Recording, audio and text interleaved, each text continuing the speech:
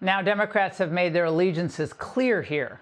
If the choice is between turning a criminal over to ICE or compromising public safety, they're going to choose compromising public safety every time. After every illegal alien criminal case, we have this conversation. But one of these hideous cases, this Abdul Jalloh, 32 years old. We talked about it the other night, but this is such a story that should make your blood boil. Arrested 30 times, and yet the state of Virginia kept letting him free. And last week, he was arrested for a grisly murder of Stephanie Minter, a 41-year-old mother who was just sitting waiting for a bus right outside of D.C., about 20 minutes from here. And again, liberal Virginia Governor Abigail Spanberger, first month in office, still will not turn him over to ICE without a warrant. And a warrant, as we know, is totally unnecessary and not required at all for this. Senator Ron Johnson joins us to analyze this and a lot more. First, Senator, we're going to get to that DHS funding issue in a moment. But this demon in Virginia is being protected now by the governor, and before that, it was the Fairfax County prosecutor. But warrants are never required for these illegal alien cases, and yet this is what's holding up deportation. Then it dovetails into the discussion we're about to have. Laura, you had to be in the chamber during the State of the Union address when President Trump just asked a very simple question. Can we reaffirm that the first duty of government is to protect American citizens, not illegal aliens? I've seen, the pictures on the TV, but it doesn't do it justice. You had to be in the chamber as every Republican stood to reaffirm that basic principle of government, and Democrats sat on their hands. So, the difference between the parties is stark.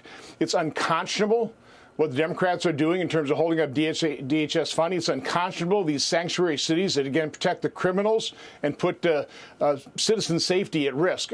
You can't explain it. They are deranged. And this is as, of course, the security situation for the homeland, because of what is happening now in Iran, is more serious.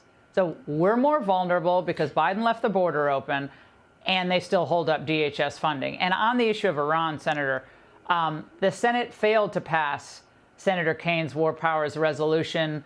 You voted against it. Senator Paul was the only Republican who voted for it.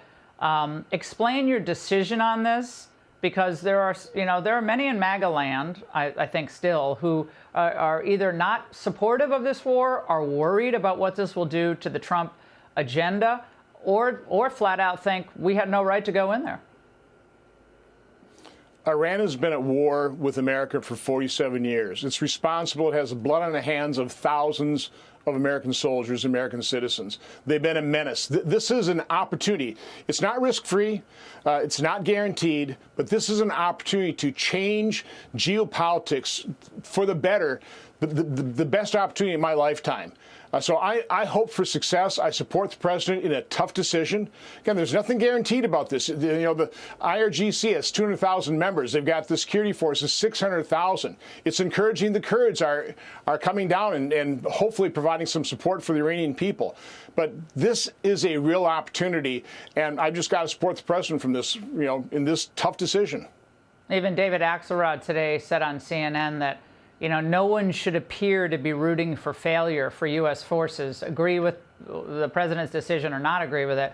And I think, look, there's good faith disagreements here, but this is going to have to be an expeditious campaign. And I think ultimately that's what the president wants. Senator, thank you very much. Hey, it's Will Cain. Click here to subscribe to the Fox News channel on YouTube. It's the best way to get our latest interviews and highlights. And click to subscribe to the Will Cain podcast for full episodes right now.